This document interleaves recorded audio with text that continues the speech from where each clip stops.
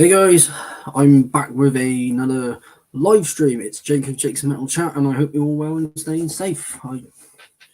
I'm using a different laptop because my other one has decided to not work anymore. So lucky I'm getting a new one of the same one as my Mac. So it's yeah. So I got on the stream to my guest.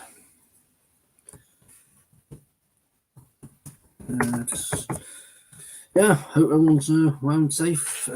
Stormy out here in Bristol, here in the UK in general.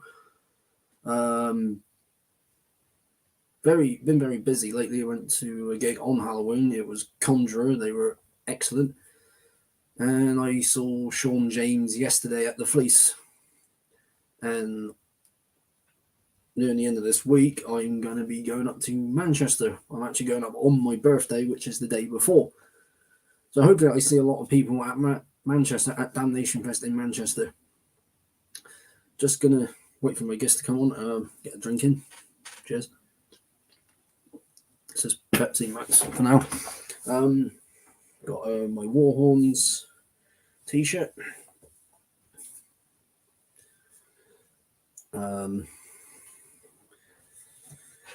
Right, haven't got very many people on as of yet, but should do at some point. But yeah, let me just check on. I can actually do this from my phone, I think, instead of just trying to do. I'll just do it like this. I think. I don't know. Get my channel. I guess ain't up yet, but I'll repeat what I was saying before. I will be doing more live streams. I just need to get more guests. I need to actually message another mate of mine who's up for being a guest, and then try and get more of the guests that I used to get when I first started this. Yep. Share that. Yeah, just share it on a few groups here in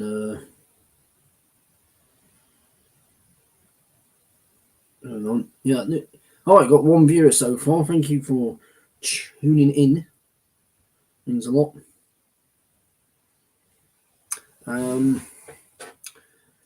Yeah, but by all means, for all these chats, do comment in the live chat because that would be very much appreciated. Or comment down below after this video has gone live, and then you can tell me what sort of things you want me to do besides just chatting to bands. Just trying to send this to as many groups as I possibly can.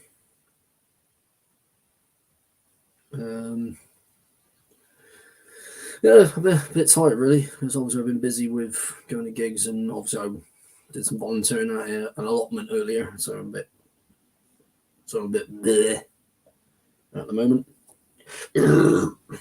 Oh, excuse me.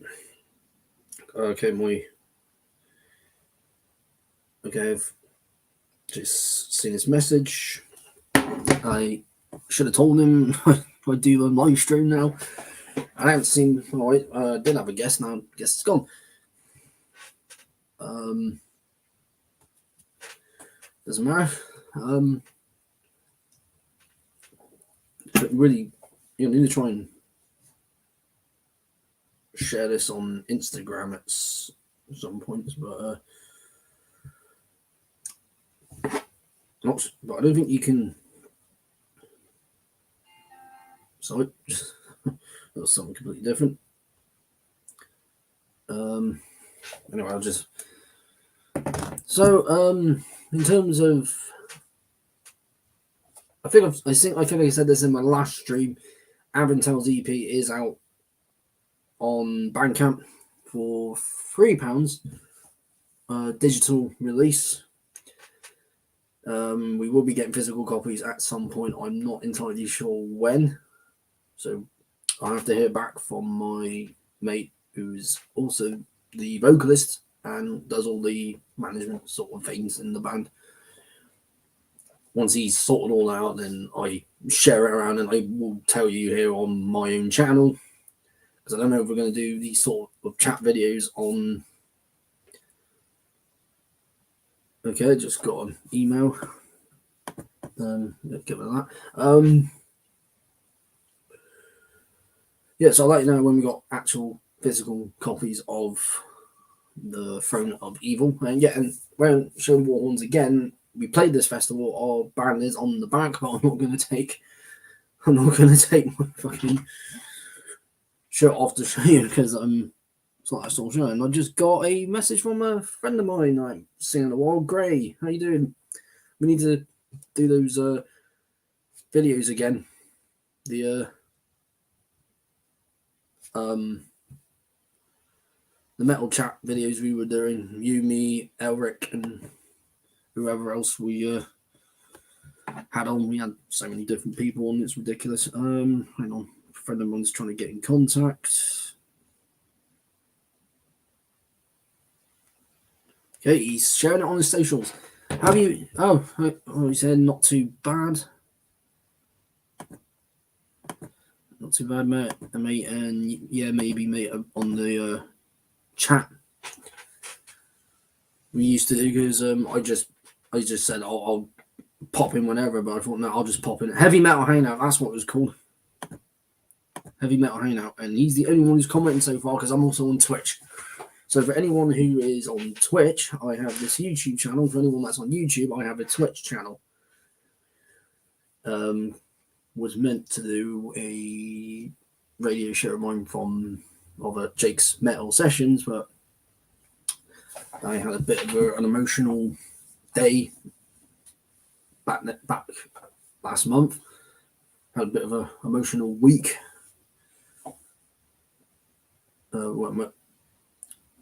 Where June was a bit up and down, but I did things to get my mind off the negative thing about it. Negative. I don't know when my guest is going to get on yet, but yeah. So that if anyone remembers the Heavy Metal Hangouts with me, Greyman, Elric, we had all sorts of people on there. Because the first one had my mates from Dares of the Costume on it, and they were my second chat. Right after David Gregor of Mortal Skull, which was just mental. I had 2 chats when I started doing this. It's mental. I will continue to do these videos. Well, live videos. Probably just go back to pre-recorded again, but I like doing them live because in pre-recorded I might say something and then I'll have to delete that and redo it again, and I just don't want to do that shit. But I'm going to give a few shout outs because I'm on Twitch. Do check out my mate Elliot Lever92. He does a lot of different videos. He has some ways playing video games, others ways doing his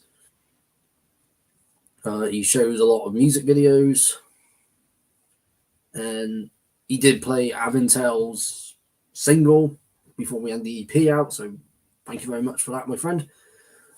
Also, of course, Metal Brethren. He does a lot of streaming. He's done the radio stuff before, and I think he might have said on the stream before that he's coming back, but I don't know if he said that yet. So I'll say, if he has, great. So I'll say it again. And also the others in the Twitch community that I've joined, that I've met, a few of them there. There's TARDIS, Thriller. Well, I didn't meet her, but she's part of the same community. There's Gaming with Moonbeard, Moonchild. There's Ben who's you will know him on Twitch as @Tourette's Gamer, and I've watched a couple of his videos from Simon, aka Metal Brethren, and absolutely fantastic bunch of stuff. And I got 2 viewers. I don't mind how many viewers I get as long as wait, right here he is. Ladies and gentlemen, here's my friend Steve of the band Cenris. Hey Jake, how you doing? I'm all right. I'm all right, my friend. I haven't seen you in, I don't know, A little while, a few months. a few months at least. Yeah. How you been? Oh, been all right. Luckily, I managed to get out of the weather before it went to shit. Yeah, I know, yeah. Right, You got some like lots of gigs that you're going to coming up, haven't you? It's Damnation this weekend. I got Damnation. Yeah, I'm going up on my birthday the day before. Nice. And I've never been to Manchester. Oh, you've not? I'd only just been to Manchester for the very first time 2 years ago. It's really cool, really nice city. The Red Brick is great. Yeah, someone told me it's got a bit of a Bristol vibe, but I'll have to see it to believe it. Definitely, like the Deaf Institute in Manchester is really good for music, and all the. Yeah. So this is Jake's Metal Chat episode 51, and you are the 51st guest. Yeah, but I prefer 51st to 50th. Yeah, 51st guest. I haven't been getting a lot of guests as I used to when I started this, but hopefully that will change. Yeah, well, I mean, like, I don't know, like everyone's back out on tour now after COVID. Yeah, that's what's making it difficult. Yeah, actually finding splice of time. Yeah. But if we're up for it, great. If not, I'll just do something else. I got CDs, vinyl, tapes that I can show on. Definitely, like the review aspect of it. Yeah. I don't just chat to bands and that. I will have to, in that case, send you my new singles for you to review prior to release. Just get your quiz in on it. Oh, that'll be cool. Yeah, because you've been very busy in the studio lately. I have. Which we'll talk more about in a minute. But this is how I ask all my guests, where did your music journey begin and how did it get into metal? I know you already sent me this, but no one else yeah. I mean, like, I have no shame with this, like, because it was, one of those things where everyone, the first band they get into is always something they're kind of then ashamed of. But I have no qualms saying this. Bon Jovi. Bon Jovi were the one who got me into music. I saw them at Ashton Gate as well, stadium, and they killed it. They rocked it. And then, like, at the nice ripe old age of 10 years old, I heard Korn, and that just forever changed my life forever. And then just rode that new metal wave of Korn, Disturbed, Limp Bizkit, Static X for the last 2 years of primary school, and then discovered, as I have no doubt so many other people did, like Cradle of Filth. Yeah. And then basically, just led me down the rabbit hole further and further. Yeah, I found out about Cradle of Filth around secondary school. Yeah. The around Nymphetamine album was. That's how I found out. I got into them sooner than that, but then delving into the back catalogue was awesome. After finding them then, and then having like Dusk and Her Embrace and. Yeah, exactly. Yeah. It's just. Well, that's how I found out, because of the Fet Me, because I watched the music video. I thought, who the fuck is this? And I checked them out. I was like, okay. I remember it's like one of those things. Yeah, I remember someone else would be like, because I was into like the lighter metal, and everything. People were asking, or when I said like, Cradle of Filth, I'm going to go and like buy their album from FOP, and they're like, you do realise like the rest of their music's a lot heavier. And I don't think I had an idea about what that was at that point. And then I got home and listened to it, and I was like, oh my god, yes, give me more of this. Give me more. Yeah, because I got into Pantera, Metallica, Slayer, Iron Maiden around. Iron Maiden, early secondary school, just sometime after I dropped secondary school, because one of my brother's mates had two burnt CDs of two Pantera albums, which were The Vulgar Display of Power and The Great Southern Trendkill. Nice. Like Maiden as well. So think back, learn that's sort of some of the first stuff I ever learned on guitar was Maiden, and Ride the Lightning, Metallica, kill them all. Yeah. Having flashbacks as we speak to when I was 12. Yeah, I'm having flashbacks to when I heard all this for the first time, because I heard one of those air guitar CDs that they brought out in like the 2000s, and I kept hearing all these different bands. And I thought, who the hell is this? Who's this? Who's this? And then, because it's brilliant at that point, because it just opens up that world to you. Everything's new, everything's fresh. Like what I would give to listen to like Elevated or something like that again for the very first time in that like sense of space, and having like that the sound just be brand new would be awesome. Yeah, I found Elevated around just after I left secondary school, basically. And, well, just before leaving secondary school, I thought, who's this? And just checked out the video in a Simona. I thought, yep. Wait a second. What? Oh no, just to say, like, wait a second, like, watching the video. Yeah. You're like, what is this? It's like, what is this? And then I just liked everything that was in it. So yeah, and those first 3 albums by them were, I mean, I don't think they've released a bad album, to be fair. Right. As far as I know, they haven't yet. Yeah.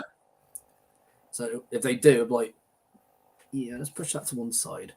I don't think they will, though. I don't think they will. They always come out with something. Some bands like that, there's always good music coming out, even if it's music coming out. Old. You know, but there are bands that release good albums, and all of a sudden they had that one bad album. Yeah, that one album that no one talks about, or like the band themselves don't talk about. I can't remember which one. Like Paradise Lost is a famous one with them, isn't it? Yeah. Yeah, not sure. I can't remember which one it is because they don't even talk about it.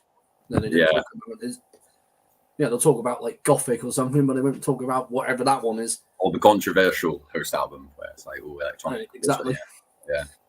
Well, we've been getting a lot of messages lately. So we've got one from one of my subscribers saying, "Hey Jake and Cenris," because I just classed you as Cenris.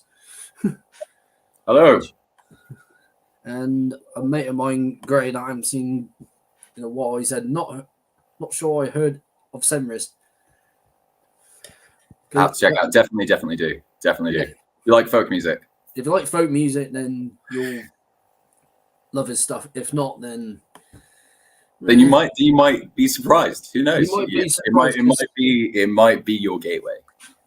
It might be surprised because some of the stuff can be quite heavy. Yeah, considering there's like no distorted guitars in it whatsoever. Like it's no acoustic guitars, acoustic guitar, flutes, frame drums, and stuff, and a Viking horn that I can see in the background. Yeah, right there. Yeah, and flutes. Yeah, and flutes, and there's a drum kit which you don't bring with you. You just keep that in your studio because that'd just be a pain in the ass otherwise. Yeah, I mean, it would be nice to have that and sort of live loop that in some way. I'm sort of starting to re-explore how to vary it up live with some of the new material, make it a bit more diverse. But yeah, see what happens. But because the things I just mentioned, that drum kit before Cenris, I saw you in one band, which was Darkening Suns. Yes, that is how I started my live music career, drumming in a melodic death metal band. Love it. We both have a friend of ours, James Marden, who is in Mordrake and Sister Van. Yeah, definitely need to get them on here at some point as well. Yeah, I need to talk to Marden about that. No, it was actually really cool because I played a show with you were at the show. I did with Mordrake, weren't you? Where I joined them up and played like the long whistle for was it Guardians Rise? I think the song. Yeah, I think it was Guardians Rise. Yeah. Guardians Rise, and I had the war horn blew out. And he went. Got to announce the thing. No mic required for that. Like no mic. You don't need a mic for that. You don't need a microphone for a war horn. It's loud enough. I mean, you could mic it up. It probably deserves miking up to get that full sound. But yeah, it's just you don't really need to mic a horn up. Can you hear it from the other side of the battlefield? Yes. Can you hear it? Enough. Can we hear it from the battlefield? Yeah. Well, so we're fucked. Yeah, it doesn't signal brutality to come. Yeah, literally, it just then it's doing its job. If it was in a battlefield, and it's like, can we hear that horn? Yeah, we're fucked. Or if it's your battle horn, then, it's our battle horn. Then you're happy. Then you're like, okay, we know what we're doing now. We charge. Or it's like fucked. A friend of mine named Josh, who's in the band. I think this is my mate Josh from Incursion from Wales. which are just nuts. What's he saying? Check out the native howl if you haven't. Native howl. Right up your street. We'll make a note of that. Okay, we'll take it. We'll take a note. We'll take a Yeah, so, mate, yeah. No, sorry. Yeah, so yeah, Darkening Suns. How did that come about?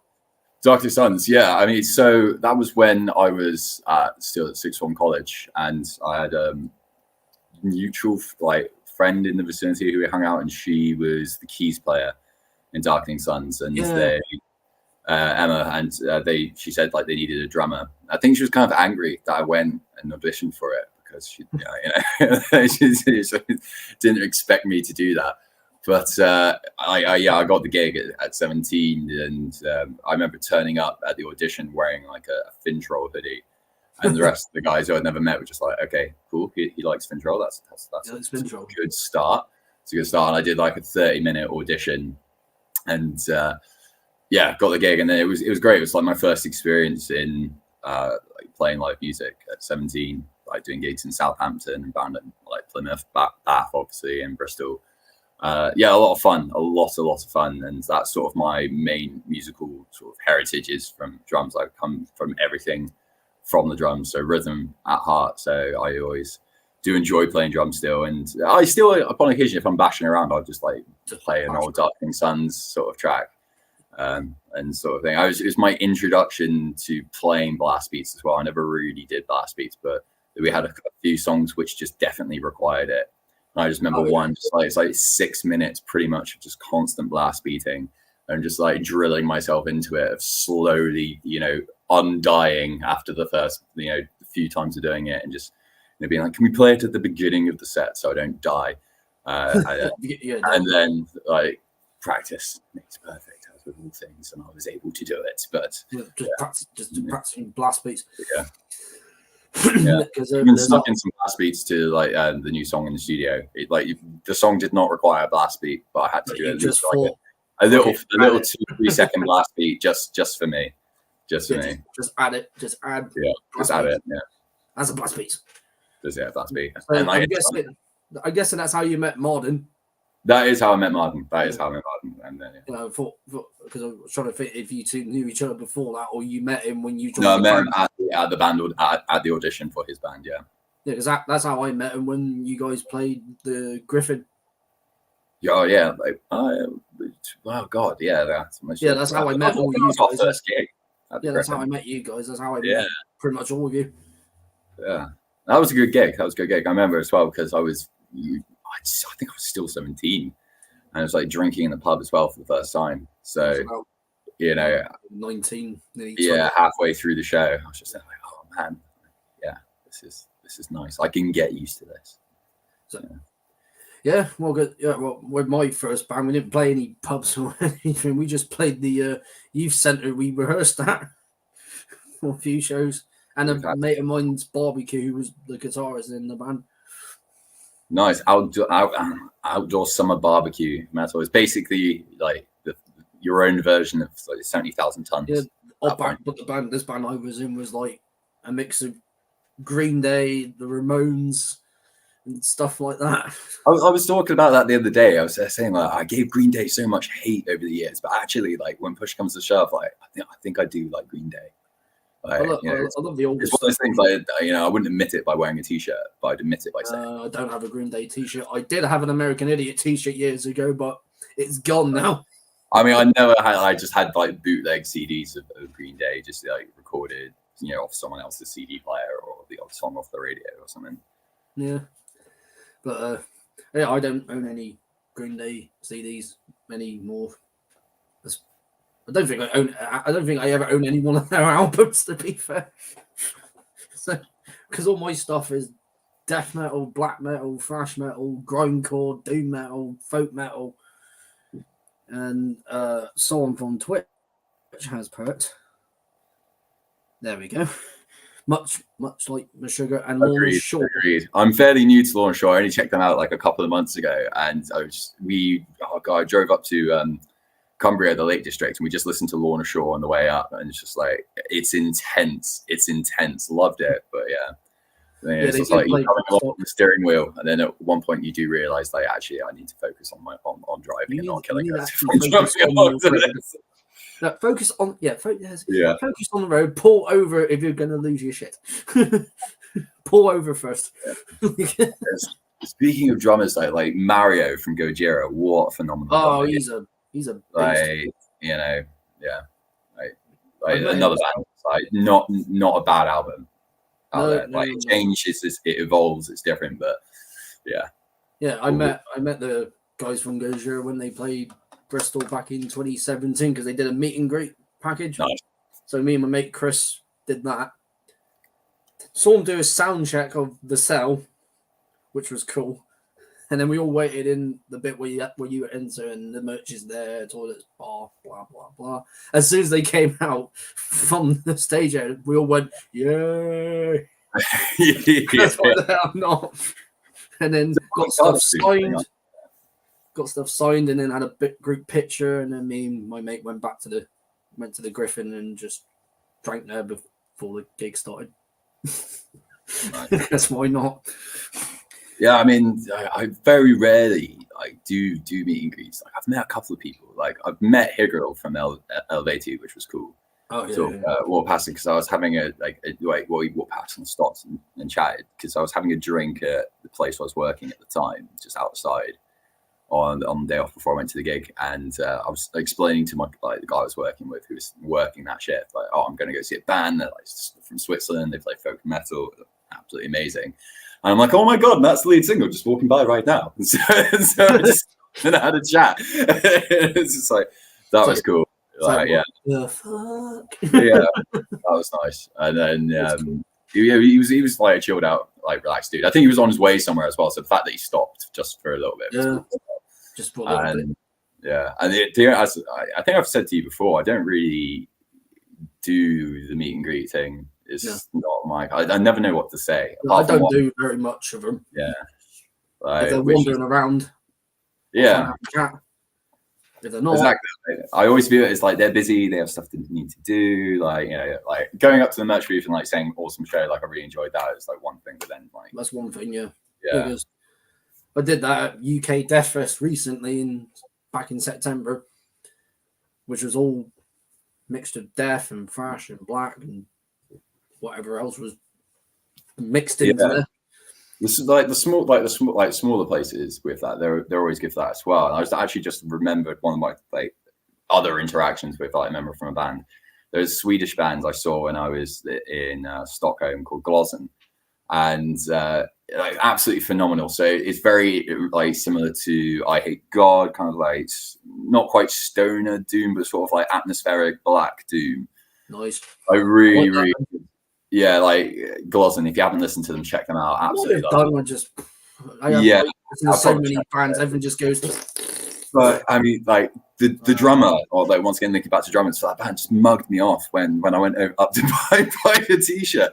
I went up and I was like, oh yeah, like, you know, really great show, and it was, you know, it was a small little venue that's no longer in Sweden, Copperfield. So it was just like a free venue. You just go and see. Like, we walked in, they were playing like the football, and there were like families with children eating their like, you know, their food, and it's just like, are we at the right place? Is that actually? Are we at the right place? Are we watching a metal band later? Yeah, but then like that ends, and then just like it turns into this awesome like underground like sort of local band metal venue, and we saw them, and then I bought to buy a t-shirt at the end. I was like, absolutely, I'll just like take my money now. Just like the blew me away.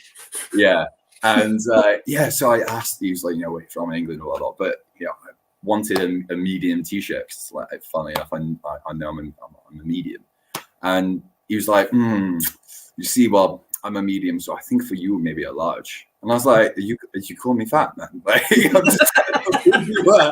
And I was like, so now it's like a point of pride. I buy all their merch in a medium, and I wear it in a medium. God damn it, it's like I am a medium, but like, yeah, I wear XL t-shirts because I've got broad shoulders.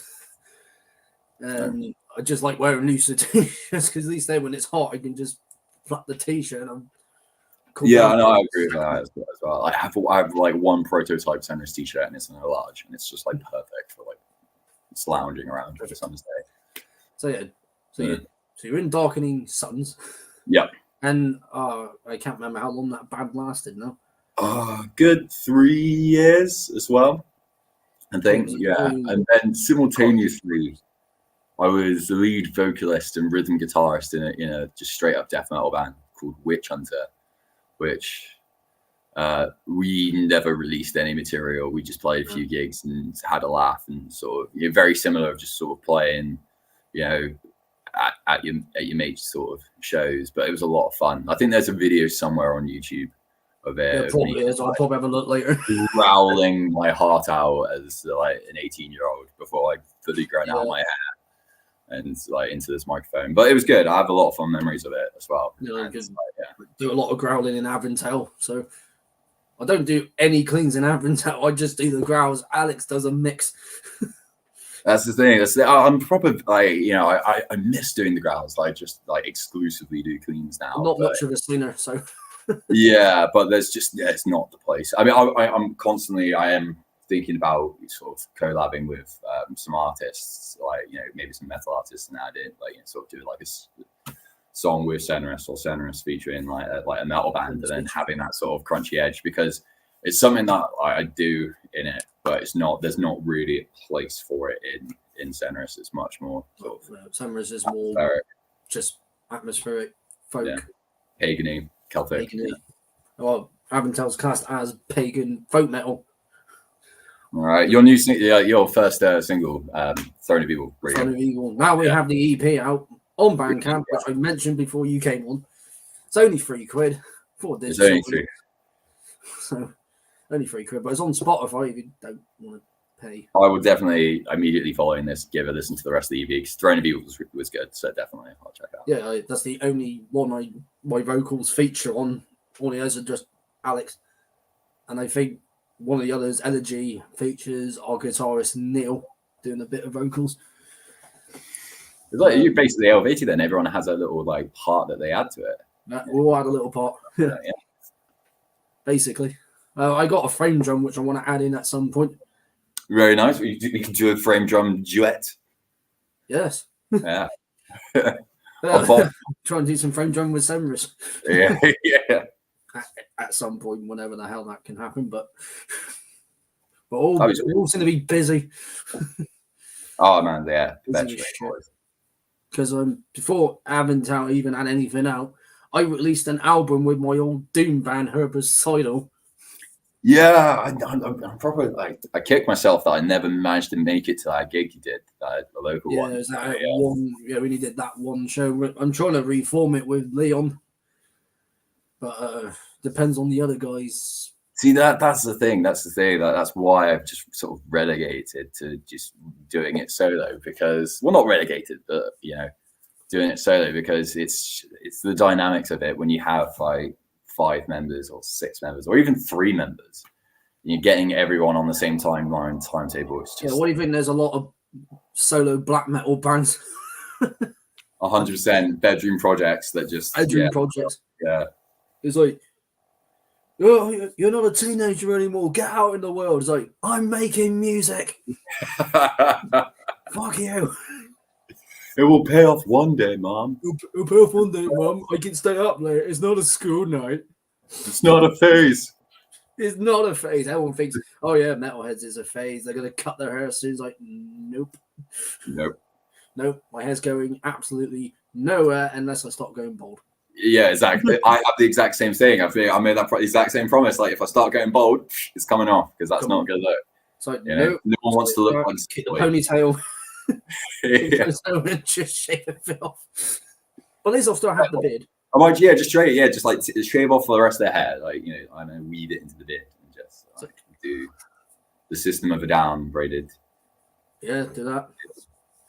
And now for the main subject, Cenris. How did that start? Where did the name come from? It started, with my love affair for folk metal, like still to this day. So I lost 13 bands like Elvati, Korpiklani, Podresas, basically Fintroll, basically all of like the Finnish great folk metal acts and OAD sort of popped into my life. and I was really into just regular folk music as well. And so throughout our sort of musical journey, all the way through Darkening Suns, like we had the folk metal song in Darkening Suns, where I put the sticks down, come up to the front, and do like my basically like the guitar and the vocals for it. And that sort of like continued on to when I was at uni, and I just sort of formed a like folk rock band, because there weren't many other people there who wanted to form a folk metal band. Like thrash, plenty of people want to form a thrash metal band. Thrash metal band, plenty of people want to form a death metal band, like Happy Days, or like in the folk scene as well. As soon as you start adding rock into something, it was just like, nah, not interested in that. Everyone's like, I'm gonna go. Yeah. I got a thing to do. And exactly. So it started at uni, and we were in a band called Century Rising, and then when I left uni, we finished, we all went our separate directions. I wanted to sort of continue that sound, so I just took the first 3 letters of each word, put them together, and I was like, Cenris, that sounds Nordic, Viking-y, cool. That sounds something that could work. And that's where the name came from. And then pagan-y.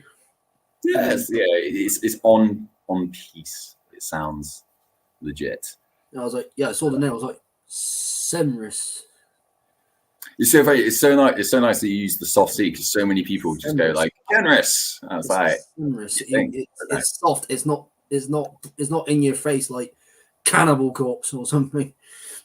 No, Cannibal Cenris though, side project. Cannibal Cenris.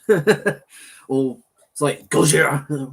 Gojira with the lighter, with the zipper. It's like Gojira.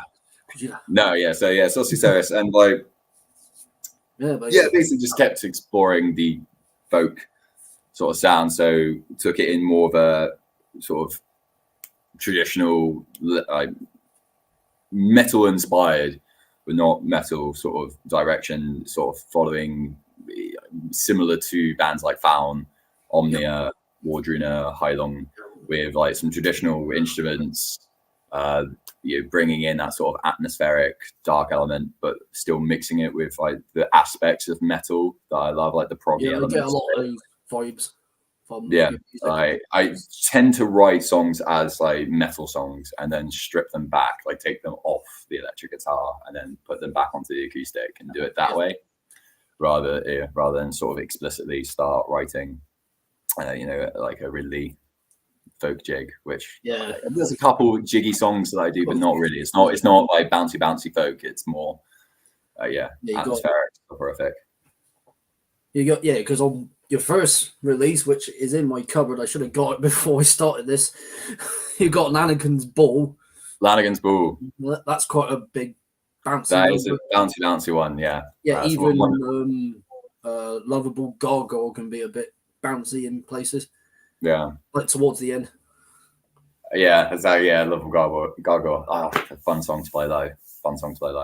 And because I think the first time I saw you do Cenris stuff, I met up with you and a bunch of people. I think it was up near Clifton. You did like an open mic night thing. I think I remember. I think very possibly, yeah. And then we all went to another pub and then went back to your place and then just played some video games. I think. Very, very possibly. But I can remember something like that. But and then you've played the Griffin a couple times at least, I think. Yeah, I played the Griffin a few times as well, which is really nice, because it's nice to sort of be in that metal sphere and that metal world, and like sort of be it's nice to be acknowledged that it fits into that world when it's not got the distorted guitar. So opening for a Deftune band like I played with My Silent Wake, it was same thing with Dead Space Chamber Music, opening for them. It was like with the atmospheric proggier stuff, and then I supported Lagerstein there as well, like the Iron Metal fiends, like they were there, and that's where I brought out the more jovial, upbeat Cenris songs for that, definitely. But I played a lot there. Some with Perkelt as well, the UK. Oh yeah, Perkelt. I couldn't come to that because I was doing basically what I'm doing with you now. That's such a shame. It was such a good gig because I wanted to go as well because you did the song with Fire.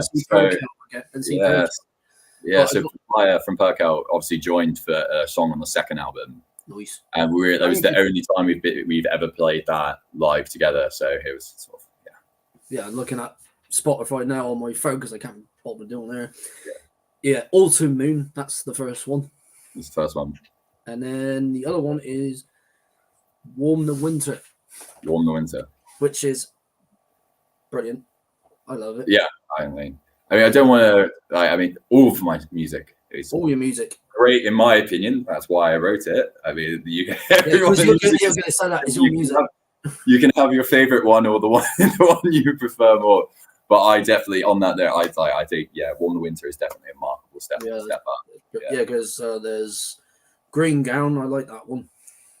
Because Let Snow is doing well. I was looking at the Spotify algorithms the other day. Yeah, it's doing really well. You got, if I can look at Cenris, you got 604 monthly listeners, which is pretty fucking good.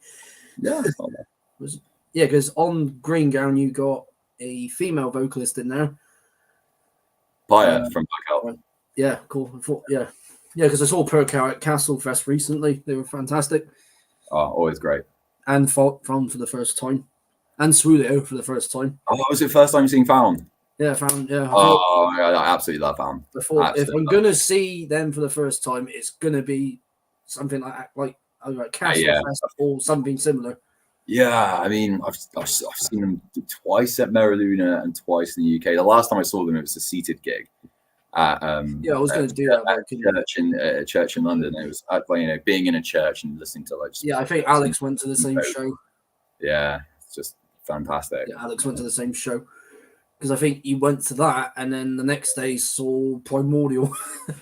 Yeah, I didn't even know Primordial were playing the day after. I saw him post that and I was like, oh man, we were in London yesterday. Primordial playing today. Yeah. I was like, either I do both or I just do the one. Yeah. But I mean, what a weekend that was, because the day before we were up in Birmingham and we saw Dark Tranquillity and then Seferim. Nice. Our headline show with Nailed to Obscurity as well. Fantastic German band, death band. That's yeah. Oh yeah, Nailed to Obscurity. Yeah, I've checked out a few songs of theirs, but not a whole lot. But yeah, like I said, I saw Perkel at Castle Fest. They were great. Yeah. I mean, I just drink a little bit, thinking, I'll be fine. It's not too hot. It's really fucking hot. It was in the middle of the heat wave, wasn't it, when you were there? We were there. But luckily, unlike Bloodstock this year, there was actually shade where you can just go under some trees and you were fine. I mean, Bloodstock, you were dying every step you took. It's one of those things, like, festivals are so dependent upon so many things coming together nicely. Like I've definitely been guilty of it as well, like where bitching or moaning about a festival because like the lineup isn't quite as good, but like, hey, you're there to enjoy it, or the weather's not uncontrollable stuff like the weather, or someone else is just being a douche in the festival, like no control out of it, but it's all these different aspects like coming together. You're going to get douchebags at festivals. The only time I ever got any sort of shelter from the heat at Bloodstock is when I went to the VIP bar because I had the Rock Society membership. So I could go to that bit. I mean, Summer Breeze is bad for that. Summer Breeze is in Bavaria. Germany. Yeah. And I mean, it gets freezing at night. But scorching hot during the day. So they have actually fire hoses and hose down the crowd to stop people overheating. Which is fine when it's 35 degrees. But we worked out if you get hosed down basically any point after 6 o'clock, you are doomed to be just like a hypothermic ball on the court on the floor because by the time the temperature drops, it drops like that. So you're sleeping in 3 hoodies and sleeping bag all the way done up. And then by 6 a.m. it's the surface of Mercury and there's no respite for the entire day. And it's just the two extremes. Yeah, because Bloodstock this year, it was 32, 33 degrees, but it felt more like 36, 37, just how bloody hot it was. And then when it got to the evening, it was in its 20s, so it kind of worked. Yeah, in the evening. When it's like if you get a mild evening, it's nice because at It least was you have fine for sleeping. It was fine for kind of sleeping, and kind of afterwards, ride it out. But yeah, it was no, fine when for it's like sleeping. And afterwards, like I got into my tent into my bed, and I usually when it gets really cold at Bloodstock in the evening, I'm shivering. hold me, I It's don't like, know you, just it's like, hold me. please, someone hold me. Someone get me something hot to drink. It's not working. But there, I was just like this. Here's the question. Here's the question. At Bloodstock, I can't like. Oh my! The last time I went was 2020, and I can't remember it then. But so I've been 2020, 2018, and then 11 and 12, so 4 times. Yeah, well, I can never remember there being from 10. a coffee place open late at night. No. No, I can't. Considering and that's one of my bugbears. It's like considering you have bands, sometimes at Summer Breeze play until 4 a.m. Like, cool. Like, I will have a drink. I will have a thing. But actually, what I really want, I just want coffee to keep me going. I just because want a nice cup of coffee to keep me awake. Primordial, for instance, Primordial started their sets at 3 a.m.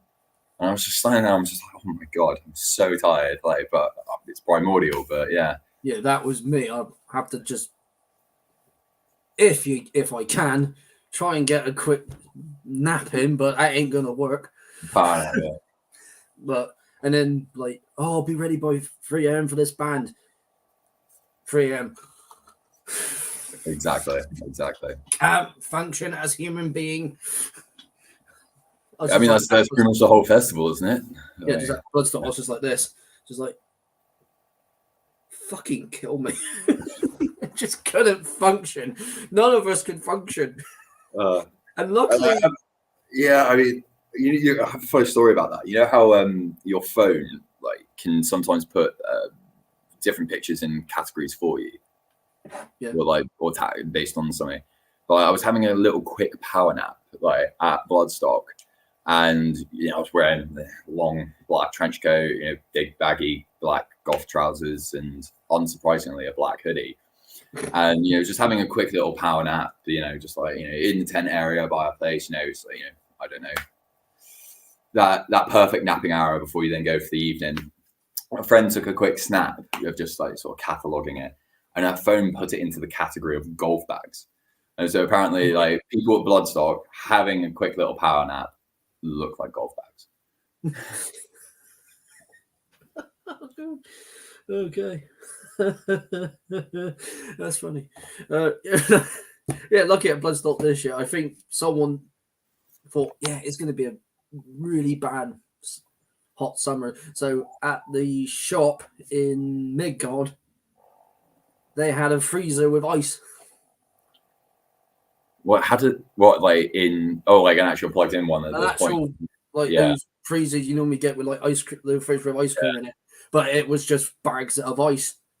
So we all took it in turns buying bags of ice, filling up people. How much were they charging for that? I think it was £3 for a bag of ice. Oh, that's scandalous. I can't actually remember the price. I was just like I was trying to survive. Not fainting in the heat, and you're going to charge £3 for the. I think it was £3, maybe less than that. But I'm not sure how. When I got there at Bloodstock on the Thursday, it was me and my mate Gareth, but he had to stop halfway through the journey in the queue because it was so fucking hot. I still kept going because I thought, I want to get there. There we go. Yeah. Get the tent up. Yeah. Get the tent up. And I didn't bring the same bag I was using when I was with my pagan group because it kept deflating overnight. So I had to buy a new one and then buy a camping chair, which Alex, if you're watching this, you broke it with your fucking arm. You literally leaned it on one of the armrests on the chair. It just broke. Did anyone get it on camera? No. Perfect Aventail. No, that would have been good. He wasn't even camped with us. He was camped in VIP. So he just comes and breaks your stuff and then leaves again. Thanks for the chair, Jake. On that and just put on my weary feet, breaks it, and then leaves. Leaned on that and just broke it. I thought, oh, for fuck's sake, now I've got to go buy a new one. He's not sitting on this one. Oh, great. We torment each other anyway because we're both in a band together, so we deal with our own shit. exactly. Each other's shit, so it's fine. Oh, that Bloodstock. Hey man, if that's the worst thing that you end up like that happens between each other in a band, like you're winning. You're winning. Yeah. You're literally just winning. Like, but no, yeah, because me and Alex met each other in 2010. It was at the O2 for Fear Factory. Nice. Which had Darth and High on Fire as support, which was great. But yeah, back to Cenris stuff. I've been seeing a lot on your Instagram. Indeed. Obviously, you've been in the studio. So Indeed. we've got new stuff coming along, but you can't. I don't know if you can say too much about that. Yeah, I can talk about it. Didn't play any clips because I'm kind of saving it for a big release. So basically, I just popped back into the studio to record two and a half singles, basically. Like one single with like a different version of it, and then another one which I'm sort of going the whole hog for. So I don't have any music videos currently, so I'm like going to go out do some music videos. I've edited 2 minutes of like the first 2 minutes of one of the music videos. Gonna go out and do some filming either tomorrow or Friday, whichever day is less rainy for that. Probably somewhere in the midlands. I mean, good luck, right? So I'm putting that together. But so it's sort of exploring 2 new potential directions to go with my music. One is very similar to some of the work I've already released, like First Snow, like Seasons Change and Calling the Rain. It's very atmospheric, very Viking-y. It uses like the frame drum, the war horn, flutes. It's all the way down. And the other one is like a reworking of traditional Irish song, which is a bit more upbeat. I've actually like included some synth in it as well, like sort of like melodeath kind of style synth. Like my frame of reference for it was I was listening to Dark Tranquility Terminus, and I was like, this is just a solid guitar riff which has been put through so many filters that it sounds like a synth, but it's not. I was like, oh, what about a flute melody with a synth? And so I explored it, and it actually worked brilliantly. So really sort of excited to sort of have this like juxtaposition. You have like Irish flute with synth as well, sort of going together. And so like really excited to those and sort of sounds really see what people think and get some like videos for it as well. Because simultaneously I'm actually working on the next album, which is going to also incorporate some more of the sort of Old English pagan elements. So I'm going to be singing in Old English again, like I did on the second album with Frost Breath, and writing lyrics in Old English and sort of bringing in that element. And finally, distorted guitar. I did distorted guitar in the Cenris song. Nice. Finally in the studio. Yeah, Frost Breath on that one I like as well. That's a nice. Sometimes I put your music on when I'm on my walk. Yeah, nice, thank you. I was wondering, it's like where do people listen to it? What do they do? Well, yeah, because the song I played the most on my walk was Brothers Grimm.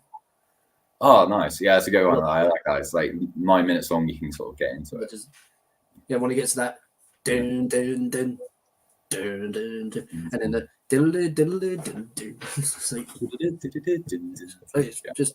so anyone who is still watching, do check out Cenris. Sorry if we bored you. If we bored you with our constant talk of folk music, but we also talked about dying at festivals when it's too hot. Dying at festivals when it's too hot, and at least 3 metal bands that I can remember off the top of my head. And 3 metal bands on the top of his head. Yeah. Wait, what? I'm wearing the festival that. Warhorns, nice. We played the post-winter camp this year, because this T-shirt has the bands that played both that one. Oh, nice. And the summer one that we were meant to play, but we didn't have time to meet up and do rehearsals, and we didn't want to just. No, Warhorns is definitely it's one of the ones on the list, because like with like the Viking elements I do, it like perfect fit.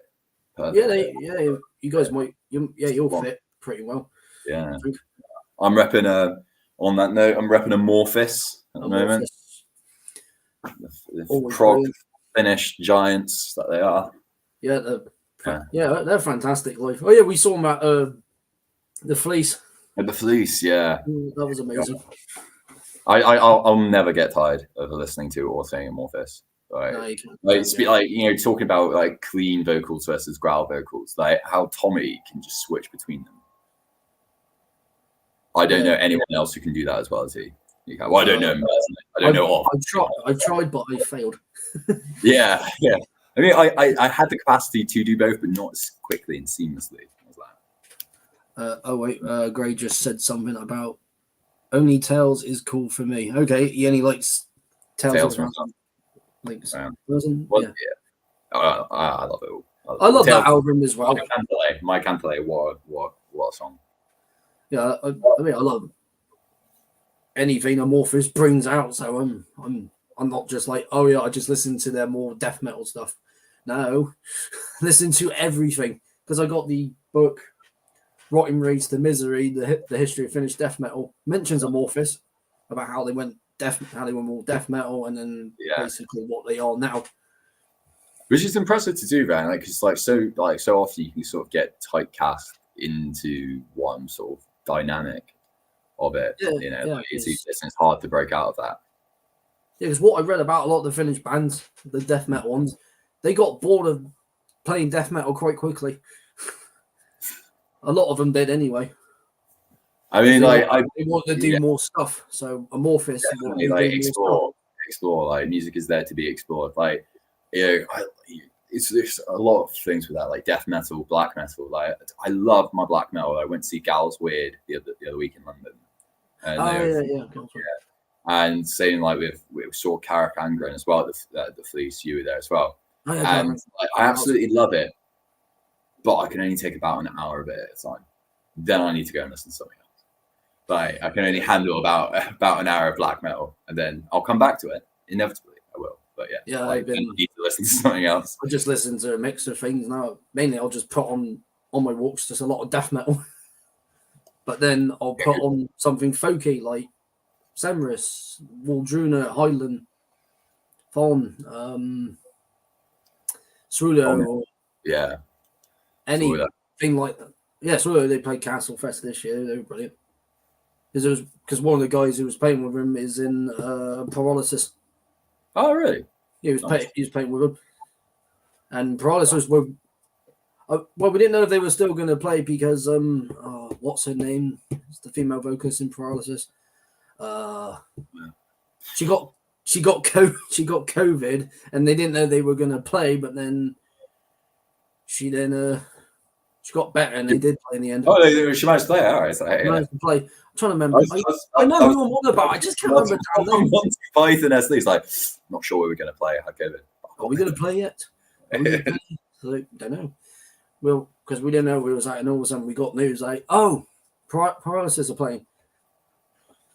Yeah, I mean, Shireen played this year as well, didn't she? I think. Yes. Yeah, I'd love to see Shireen. Yeah, Shireen. Who else?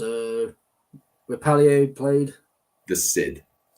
Talk about taking music in a different direction. Completely unmetal, but would love to see them just for that moment. Yeah. Yeah, Repalier played. Prima Nocta there. Prima Nocta, yeah. It's all Prima Nocta. Nice. Corpus Corax. I'm trying to think of other sort of like Dutch. Trouble Notes. Yeah. Trouble Notes played. Trouble Notes, nice. I'm trying to remember all the bands that were there because it was such a great weekend. And it's nice when you have that though. It's like when you have Vanished Privateers. So like such a special experience. They see like so many bands that you can't actually really remember who you've seen. There's just so much going on. There was music, there was other activities going on, and like axe throwing, stuff like that. Axe throwing, people doing workshops and stuff like that. It's like, oh wait, next year I'll try and do some workshops. But then they're like, but there's a band I want to see first. Fuck. Yeah, it's a tough one. I mean, I've been to festivals where it's literally like there's almost no rest because it's just bang, but they're all absolutely great. It's like, I need a break. Like, that's what I try to do at Bloodstar. I try to watch the bands I want to watch and then go take a break. I find like know when to like go forward and know when to like sit back. So like this summer I was in Finland, went to festival. Yeah, Yeah, you and your and it lady was Battle Beast into Orbit Culture. So I was like, Battle Beast and them, all right. and then Orbit Culture. So I was like, right, I'm gonna sit on the hill, have a drink, watch Battle Beast, and then Orbit Culture. I'm going to go in and have like a good time. Like, yeah, Bloodstock, you can't really do that. Yeah, no, it's hard to, but yeah. Because on the, I think it was the Saturday, the Danish band Beast came on, which they're death metal. And then after them was Lost Society, who used to play thrash, but now they're going into metalcore. Yeah, I saw Lost Society this year as well. They're all right. They're good. I was just like, not gonna knock them. I'm not into this sound of them. I heard their thrash stuff; it's so much better. And then, did you catch Orbit Culture though at Bloodstock? They're on the same time as Cattle Decapitation, which is such an. Oh, I watched Cattle. You missed out with Orbit Culture. I hate to say it, you missed out. Orbit Culture are phenomenal. Like they are. I know. I might be wrong in saying they're kind of like Gojira, but they're basically they're super heavy. Sort of like. They might have still been playing when I was walking by the. Yeah. And like precise, they kind of remind me of like Gojira, but less like guitar pick scrapey sounds. Like it's like precise. Yeah, with the drums are on point, everything. But yeah, none of those like pick scrape sounds. Oh yeah, phenomenal. Which I can't seem to get right very much because there's a certain way of doing this pick scraping. But I'm not doing that in Avintel. I don't play bass with a pick like I used to. It's like, yeah, I'll get my fingers. Do you think it's nice? Good on you. I still use a pick for bass. I mean, it's on the list of things to do is to like teach myself how to do hand bass picking. I just done it a certain way and I've just stuck with it. But if it's a certain band like a really heavy doom band, I will use a pick so I can get that big fat heavy bass sound out of it. In fact, I think I use a Mordrake pick for my bass pick because it's like thick and chunky, like one of their old custom picks. I think that is still my bass pick. Yeah, I think I got some somewhere, but no, I'm just looking at my table next to my bed. It's just full of patches because I got a lot of patches I need to sew onto my two jackets because I got a black one which the front's completely covered, the back needs to get completely covered. Yeah, that's the. Just straight up death metal and stuff like that. And like I almost don't want to buy them because I don't want to go down that rabbit hole because I know it will consume me. I know I will buy 100 patches and they'll just all be stacked there and I'll never get around to. I forget I have them sometimes and I look and I'm like, oh bollocks. Yeah. And also I find as well with some patches like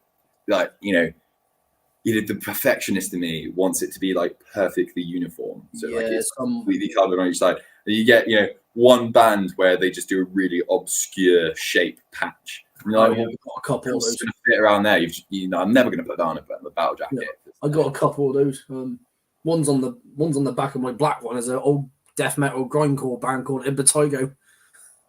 Can't say I've heard of them.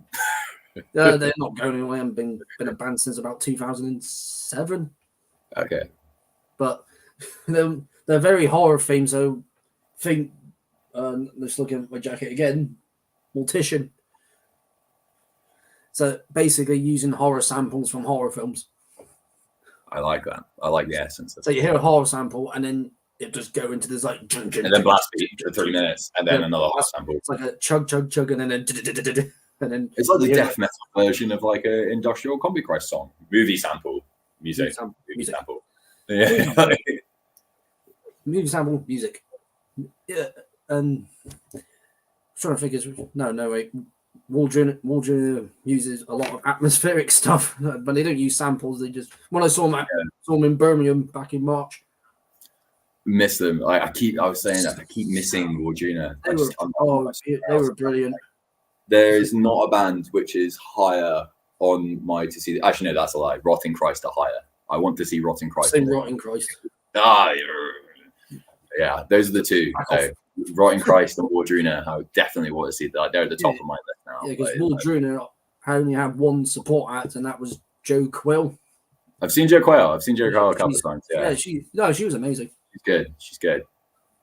And what she can do with just one cello is just her. It's just her cello and loop and a ton of effects pedals. Literally, she'll be playing a tune, keeps that looping, plays another tune on it, gets that looping, and then just Well, that's what I do with a couple of my songs live as well. Like with The Way It Could Have Been Part 1, like that's 7 minutes of 6 guitar loops, just in and out at different points.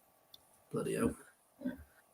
What's Gray said? I think I might have seen Rotting Christ. My brain is so crap, I forget who I even saw now.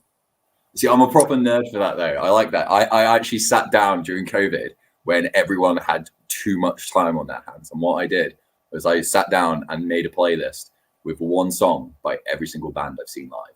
And I went through all of the old festivals that I've been to, and I found a song from that era. So it couldn't be like their newest release. It'd be like something from 2010 or something from 2011. Yeah. And like, it's amazing because you forget some of the bands you've seen, like, that wouldn't be high up. So like, because of some of my friends, like, I've seen Cannibal Corpse like 3 times, which is awesome. I've seen Gorgoroth. I've seen Mayhem. I've seen Danzig.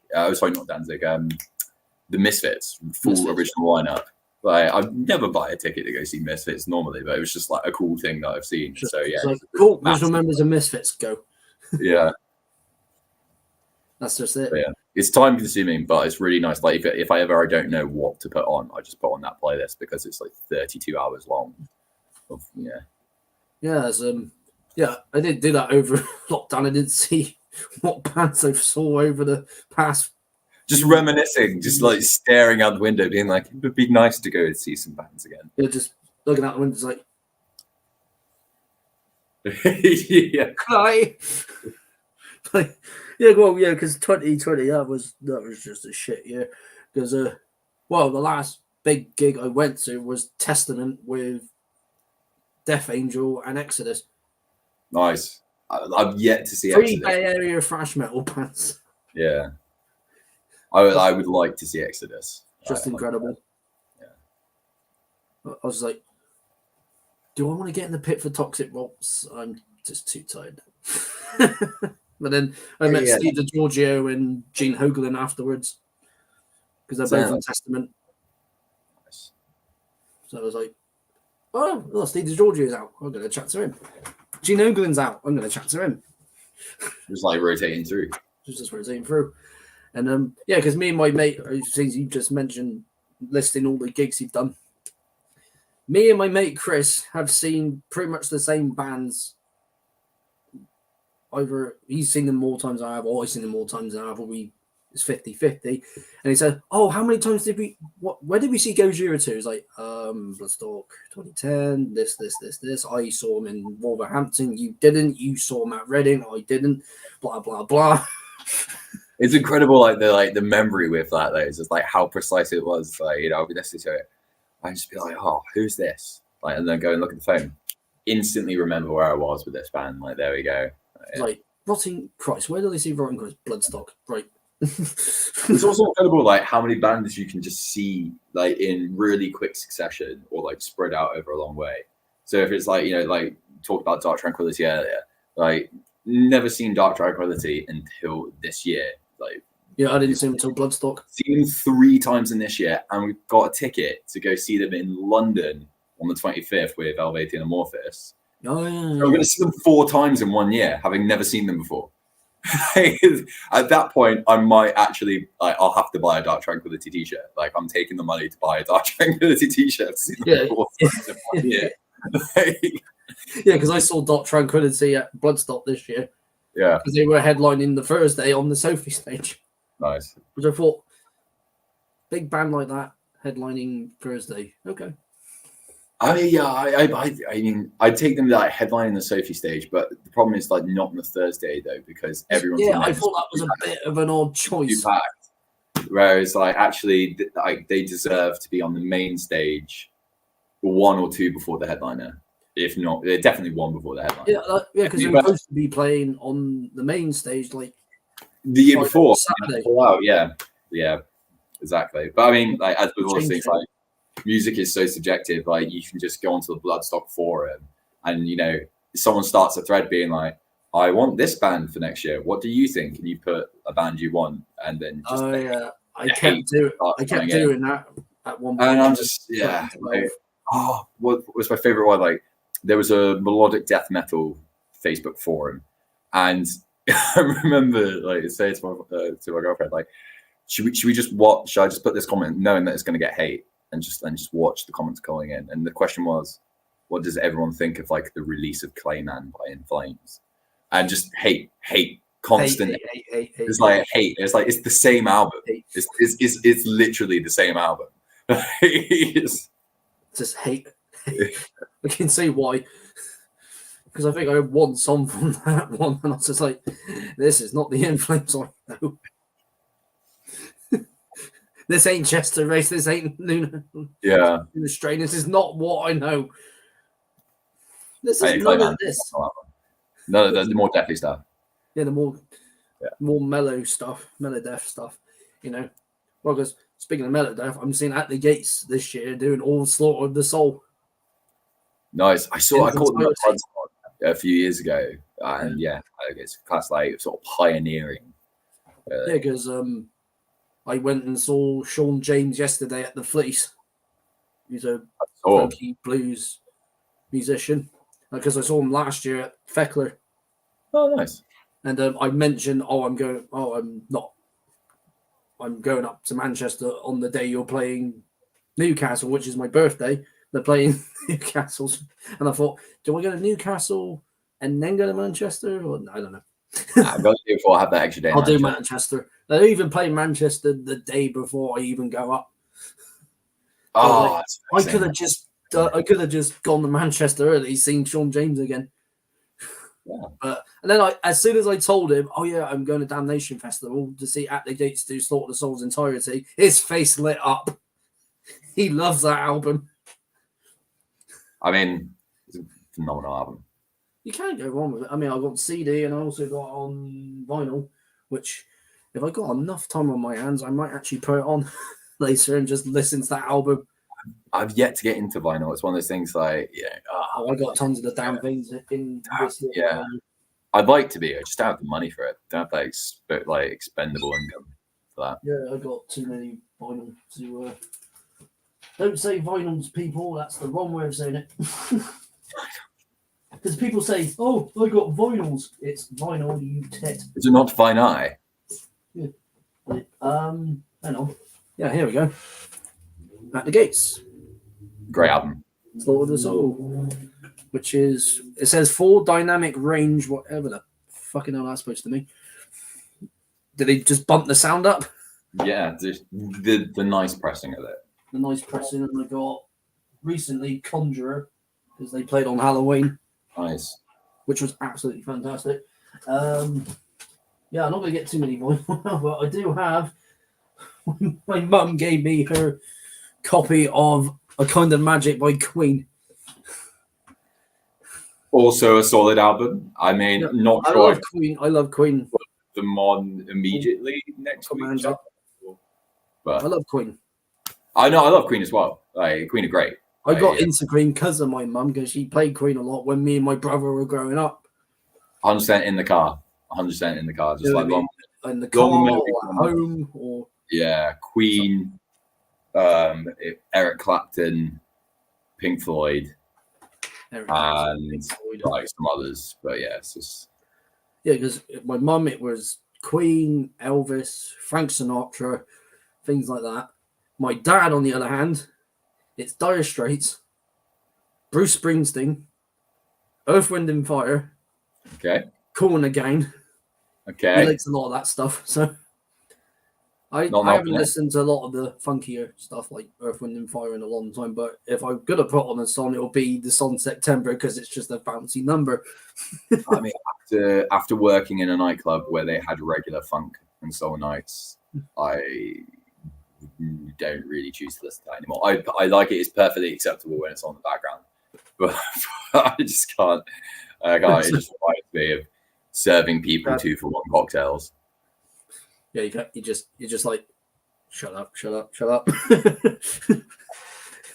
Speaking of Queen, I just remembered they released a track that was never released before. I think so. Yeah, Brian May didn't he? Yeah, Face It Alone. It's really good, actually. Nice. I will have to add it to yet another. Yeah, it opens with like a atmospheric drum beat opening. It's like a. It's like, oh, that full Queen sort of drum reverb with that. Yeah. Fuck is it? What the fuck? And I heard it and I was like, there's one that Freddie did.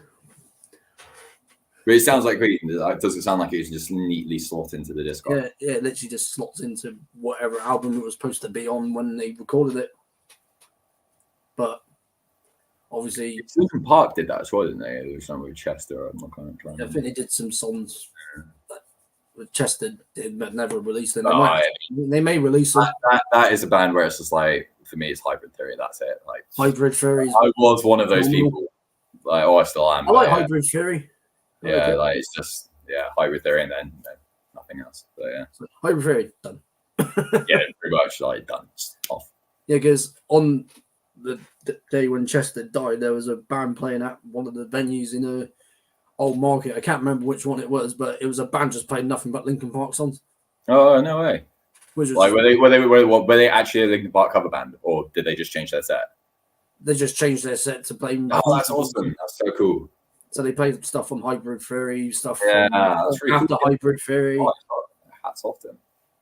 But I was just happy when they played stuff from Hybrid Theory, like In the End and Points of 40. Yeah, One Step Closer. One Step Closer. Yeah, the video for that song is so over the bloody place. What else is there? Breaking the Habit as well. Breaking the Habit, that's brilliant. Yeah. I love the video to that. Yeah.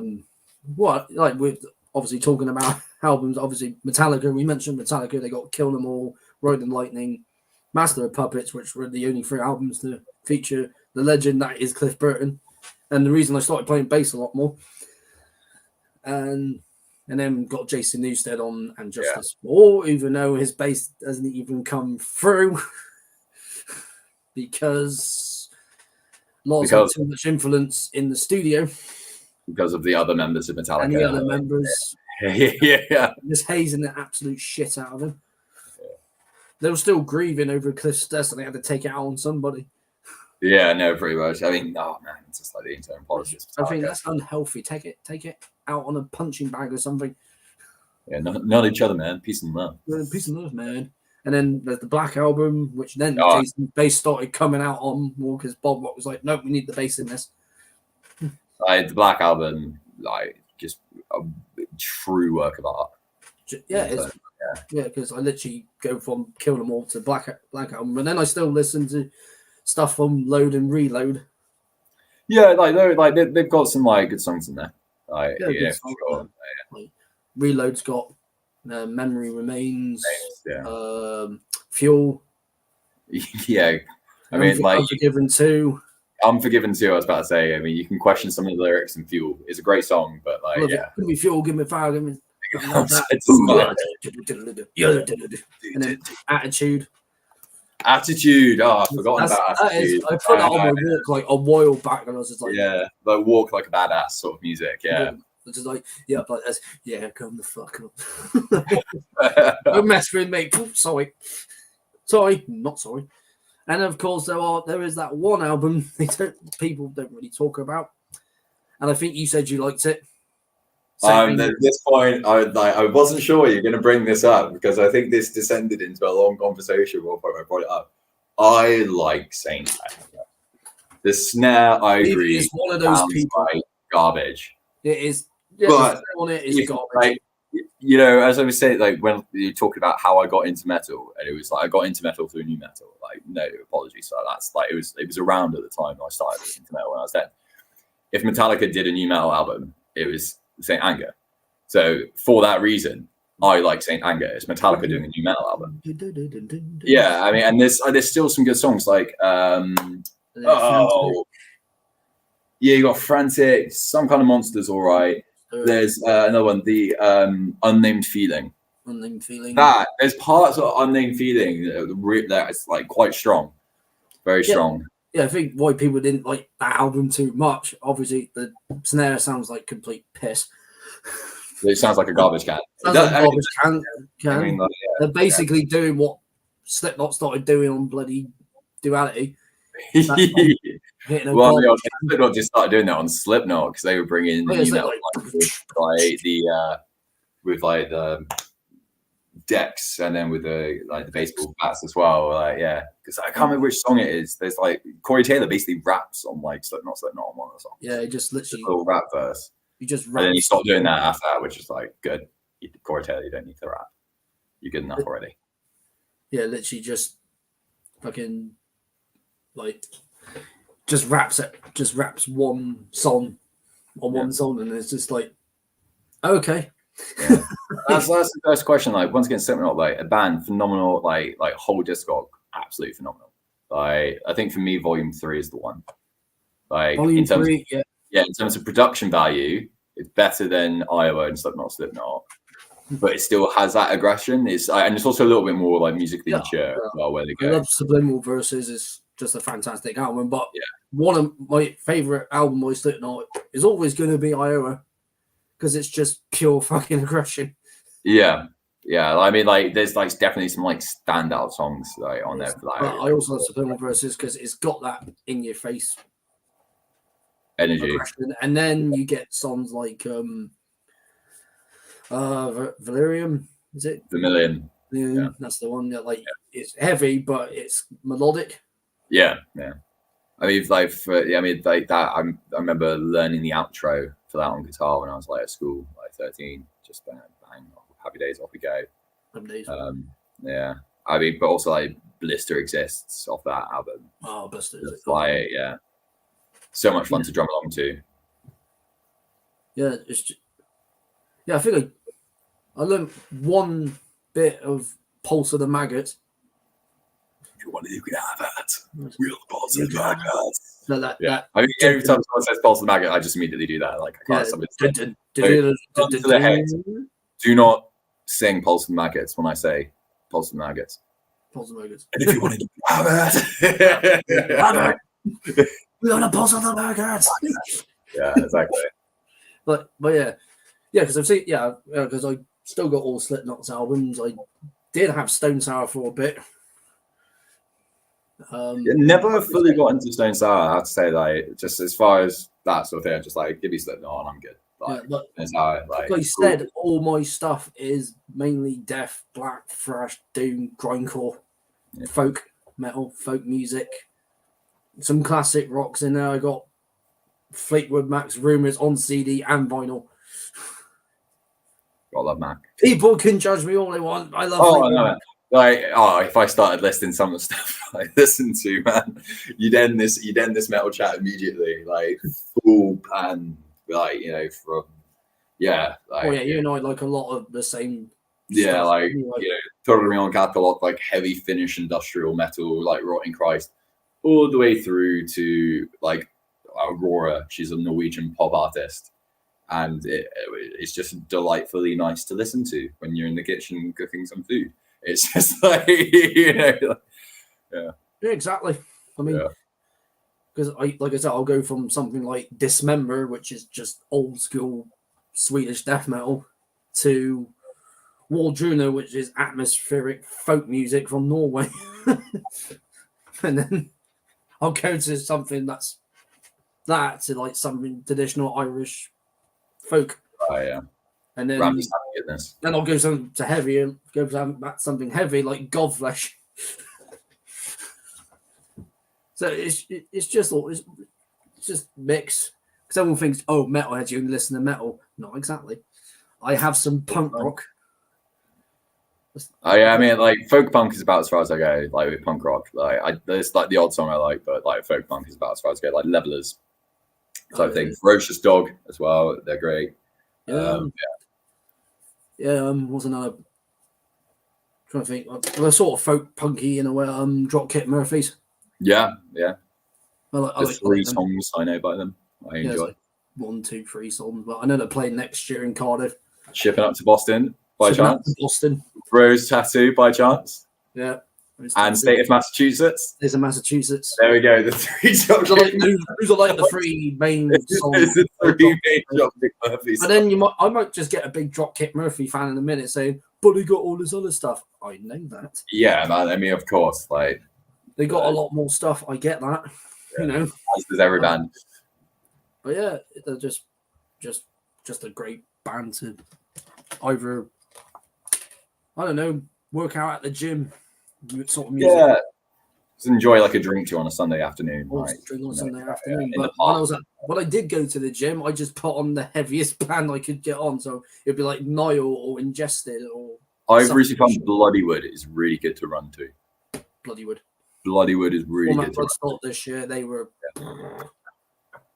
Yeah, I saw them when they played the Lanes in Bristol on their first tour. And yeah, I missed that, unfortunately. Yeah, no, it was like phenomenal. Absolutely. Yeah, it was a song about Bloodstock. Me and my mate Chris got on the pit for him at Bloodstock. And then there was a guest band playing the Sophie stage. Which is that a band? I think I've heard of them before. Are they called Machine Head? Is that the guest band that were at Bloodstock? I don't think anyone knew about that, did they? Yeah, it was so secretly guarded. Yeah. But yeah, we got into the back at the Sophie stage because like, let's get a beer. Were they after Bloodywood? Get into the pit. Were they after Bloodywood? They were right after Bloodywood. Oh, that's. So we saw Bloodywood and then went bad booking right there. That's a bad booking right there. Oh no! Like, I mean, I would just be like, yeah, like, going to happen. Yeah, we literally went from there, but it was so bad just getting into the pit area because it was so hot. They opened the other bits of the tent in the Sophie tent, but they should have opened it a lot more, and then you would have got more of a breeze. But we only got a breeze when people started leaving because it was too hot.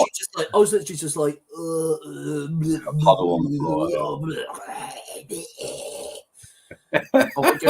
Going into undergang territory with the. I know it's good black metal vocals you've got right there, man. And some black metal. Yeah. Can't take no more. The heat. It's melting me. The heat. Or like the weird like kind of crab voice that the guy a bat like that voice like yeah. Is it a bat or a bath? I never know how to pronounce his name. I think in the interview he went Abad. Yeah, he says it really quickly, doesn't he? He's like Abad. Like, I've met him as well. It almost sounds like he's saying ABBA. ABBA. No, you're not ABBA. You're not ABBA. Thankfully. No, I met him at what was it? Netherlands Death Fest 2 2017. He was just wearing a hat. He didn't have his makeup on. It was funny though. It's amazing how different he came up right to me when their corpse painted up. So like not like He came up to me and he went, "Oh yes, I think I've met you before." I was like, "No." Good memory. It's like I've never met him. Oh really? No, all right, okay. I'm just saying, I think I've met you before, and because it was him and King of Hell with him as well. Yeah. I was like, oh god, I think Bat started drinking again at that point because he was pissed. But yeah, wow, an hour and 28 minutes in. Wow. I know. This is. I thought it's just going to be an hour, but well, yeah. I mean, like we've had like we can wrap it up if I have things to do. I'm heading to dinner tonight, so actually I do need to sort of. Yeah, I need to get some food on, but before we break off. Before we break off, obviously, you love Amorphous and bands like that. What would you say your favorite album by Amorphous is? You didn't ask me this at the beginning of the chat. I asked you the chat to think about this. You're going to spring this on me now. Yeah, I do this in the chat. I'm going to have a brain fuck moment now. I would say, okay, it's a toss up. I'll do it quickly, otherwise I was just going to Just do it toss up quickly. either between Eclipse, Yep. because it was the first one I heard, or I'm going to say possibly Under the Red Cloud. For the elements like they bring in, very like, oh no, we got like Queen of Time and Halo. Oh, okay, I'm just going to default Eclipse. Done. All right, Eclipse, that's done, it. That's my money. That's my answer. Eclipse. Like it was the first one I heard. I love them all, but like for that raw amorphous sound, I remember it coming on, listening to it, and just being like, "What is? Who are this band, Dave? Who is this band? I need them in my life, like perpetually now. Like this is, yeah. Who is this band Amorphous? Never heard of them before. And then I checked out. Obviously, what was it? Black Winter Day, and then I was like, just completely hooked from there. Yeah. And also for Cenris shows, is there any shows? Have you got any shows booked? I am booked in for HRH Brog. If it happens. When it happens. Yeah, because it's been rescheduled a few times. So I've got that coming up. I'm, as I said earlier, I'm exploring with some new sound dynamics. So I'm actually having a little bit of a break from bookings because I don't want to rush anything with the new material and with sort of this new direction I'm going into live, because I'm moving into a more of extending some of the songs and doing full live loops, sort of similar to what you talk about with Joe Quayle, in the sense that loop, like miking up the boron and the drums, looping that together, switching to like the flute, the long whistle, looping in the flute, the long whistle, bring in some guitar elements, bring in the piano on the keys and looping like that in as well to actually like create everything live, but make it sort of more of a unique live experience. Like each show is kind of different. There's a reason to come and see Cenris, because it's not just you it's not putting on the album at home and like you just get the exact same thing. Like that's great when you see a band like the same way live, but actually just creating a bit more of a show out of it. So there's no, each time it's going to be different. You're going to get something new each time because it's going to be exploring. So that's what I'm working on at the moment. So once I kind of work out how I'm going to do that with a couple of new bits of equipment, there'll be some new gigs in the bag. Brilliant. So that's all you need to know, people. So I'd like to thank you, Steve, for... Can I do a quick shout out to my social media? Yes. So Cenris Folk on Instagram, Cenris_folk, Facebook, on Spotify, SoundCloud, YouTube is Cenris official. I'll link it all down in the description below, people. Yeah, link it all down and drop it a follow. Like, listen to. I'm going to be releasing follow. So yeah, give my mate a follow, and thank you very much for taking. It's been a pleasure. We should do this again without the cameras down at the Griffin sometime on the drink. Yes. So yeah, check out Cenris, Instagram, Facebook, all this stuff.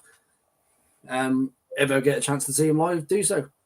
Yeah, because he's absolutely fantastic. And I'm not saying that. I'm not just saying that because he's a mate of mine. I'm saying that because the music's fantastic.